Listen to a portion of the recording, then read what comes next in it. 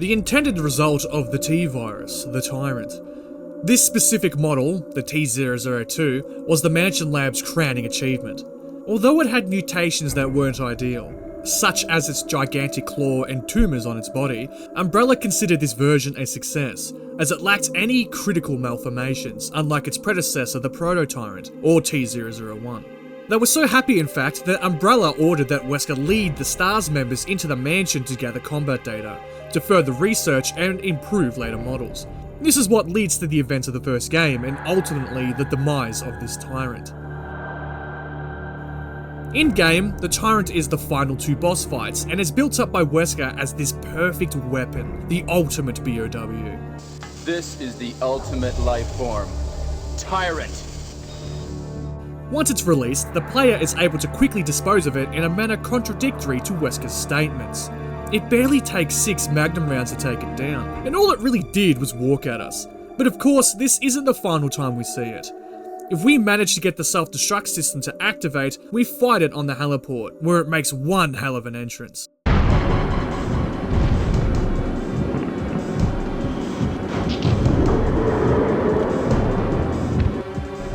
Due to it being downed, its power limiter deactivated, and the VACT process took over to allow the Tyrant to mutate.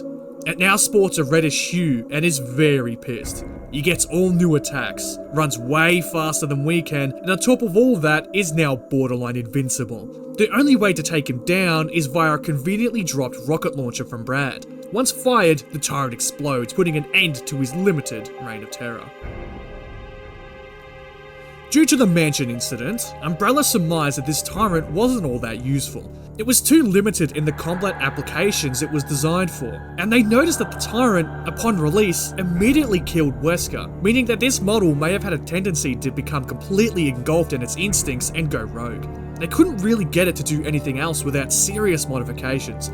So, with the cloned embryos that were saved by William Birkin before the mansion went up in smoke, they modified the features of the Tyrants to create their true masterpiece, the T-103 model of Tyrants. This, in Umbrella's eyes, was the Tyrant perfected. It could somewhat blend in due to its limited mutations, and it had no chance of disobeying orders. It also kept all the benefits of the previous Tyrants, such as their near invulnerability to small arms fire and regeneration when it did take enough damage. This model was mass cloned at Sheena Island, and 6 of them were sent to Raccoon City during the events of Resident Evil 2 and Resident Evil 3. Safe to say that Umbrella considered this particular Tyrant as perfect, and had no need for the T-002 anymore, hence why we only ever see it in the first game canonically. There was no more use for it. Now that's the continuity we got. But as we know, the original Resident Evil's development was anything but smooth, and the amount of ideas cut or modified would be enough to create an entirely new game all by itself. But one interview really put into perspective just how lethal the original Tyrant was going to be. In fact, if prior designs were kept, the Tyrant could have not only caused the Arclay Mountain T-Virus leak, but if left alive could have become a major threat to humanity itself. According to Kenichi Iwao, Capcom's senior scenario planner who worked with Shinji Mikami on the story and script, the Tyrant was originally able to spread the T-Virus itself. It was conceptualized as an intelligent monster that could follow orders, and would be sent into enemy territory with the purpose of spreading the T-Virus to all those it encountered, either through melee combat via its claw, or rather interestingly, by secreting the T-Virus from its own heart into the air, infecting everyone in close proximity. It could then command those that turned into the undead into attacking others, which would then go on to infect them and grow their numbers. Ultimately, when the mission was successful, the Tyrant would then gather all the zombies into one area and have them all killed. The Tyrant would then be exfiltrated. This is also how the virus was originally leaked in the Arclay laboratory. During a routine procedure that required the Tyrant to be out of its pod, the Tyrant woke up unexpectedly and began leaking the T-Virus into the air, which caused the outbreak. The researchers were able to subdue the monster and put it back in its tank, but by then it was already too late, and set in motion the horrors that befell the Arclay laboratory, and by extension, the mountains themselves. Gameplay wise, if this was kept, the Tyrant may have become a lot more interesting to fight. Trying to kill this thing whilst it spews gas may have led to multiple endings, or at the very least, create a side quest where your character would need to create a vaccine for the T-virus. I'd imagine it'd be like the Nemesis fight in Resident Evil 3, the one where Jill gets infected and you have to fight Nemesis with the T-virus status. However, in this instance, the fight may start normal, with your character popping off shots at the Tyrant, but if you get hit or you take too long to kill it, then you become infected and need to create a cure. It would have really set in stone just how dangerous a Tyrant actually is, as opposed to the actual game where he's kinda just a bullet sponge that, while somewhat dangerous, isn't much different to a giant snake in regards to actual difficulty. However, lore-wise, this would have made the Tyrant an almost unstoppable creature that could very well have set in motion the early destruction of Raccoon City and surrounding areas. Think about it. Chris, Jill, Barry, Rebecca, realistically, they'd have no chance against this thing once Wesker released it from its slumber. The moment it realized that the remaining STARS members were a threat, it would have spewed the T-virus everywhere, infecting our protagonists and turning them into the undead. Due to not having any orders to follow, and no commander to stop it, the Tyrant then would have wandered aimlessly into the Arklay Mountains, infecting anything it came across.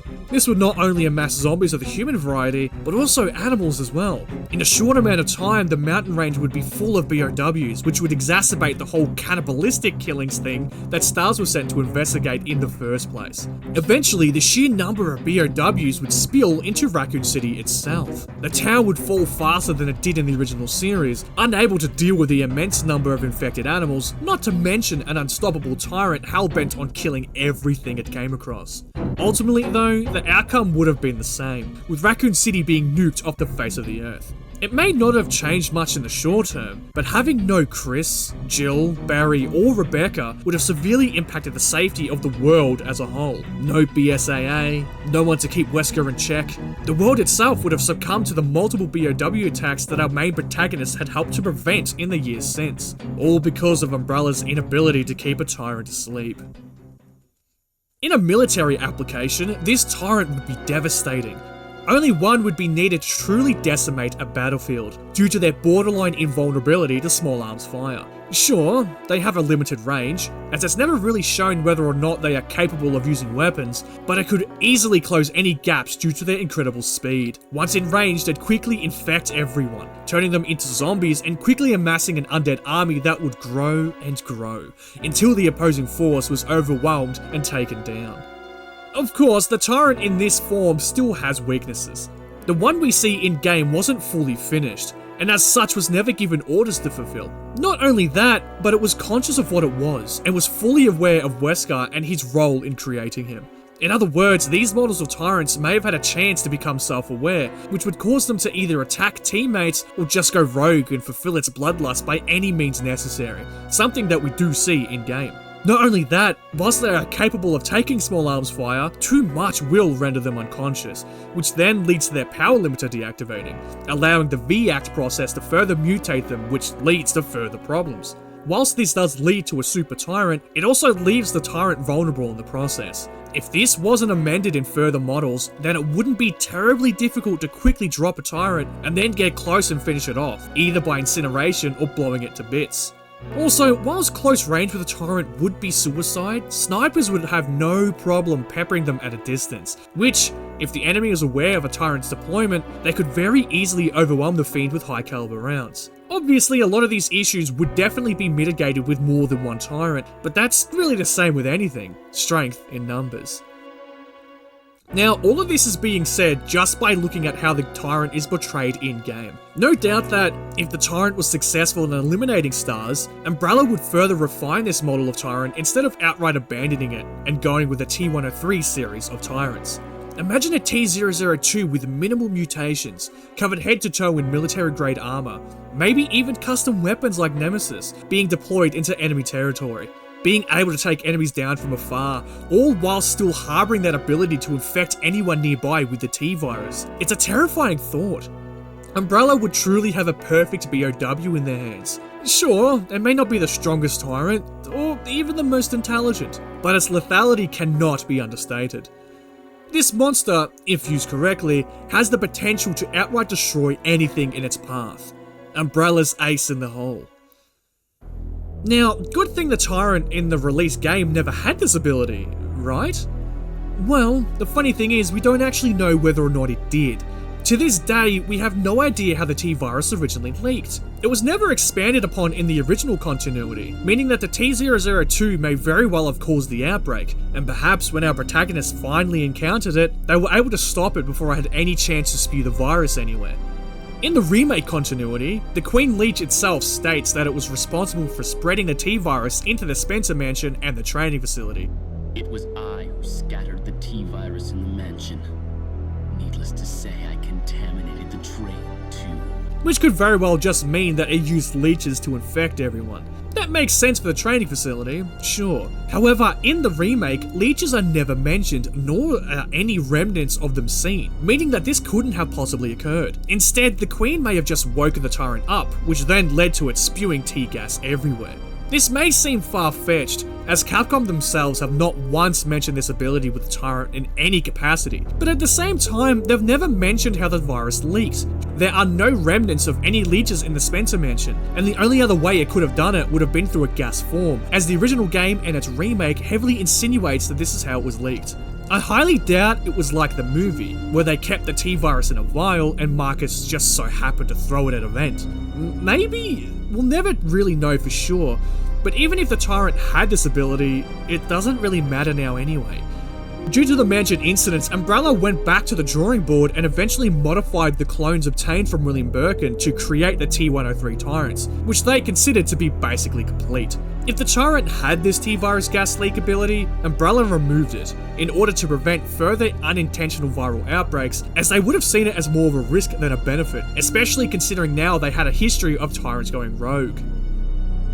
In regards to why this was cut from the actual game, we don't actually have any concrete reasons. The most likely theory that I have is that they just kind of ran out of time. In the interview that I've used for research for this video, Kenichi Iwao states multiple times that features had to be cut due to time constraints. Locations such as most of the courtyard, weapons such as the Claymore Mine, and even gameplay features such as barricading doors to prevent zombies from wandering between rooms all had to be pushed aside due to the fact that they didn't have the time or the resources to implement them into the game.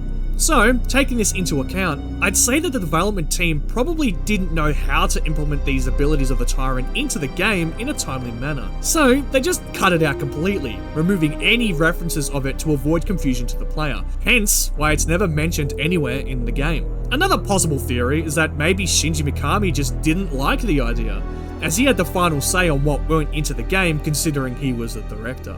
But it's never been mentioned, so who knows. The original Tyrant would have been a truly dangerous foe. Maybe it's a good thing that he was simplified in the end, as balancing him may have been a nightmare, and lore-wise he was just too OP.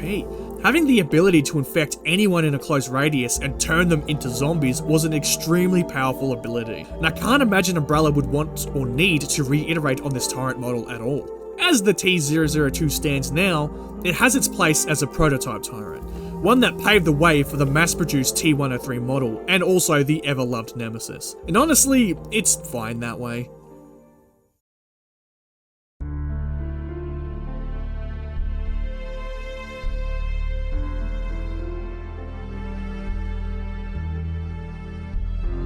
As you can probably tell from this video, and also my previous video on the RE betas, the development of the first game is full of absolutely fascinating ideas that were either cut completely or heavily modified to create what we know today. There's so much more out there that I want to talk about, as a lot of this game's development history is out on the internet, with websites, interviews, and design documents being everywhere.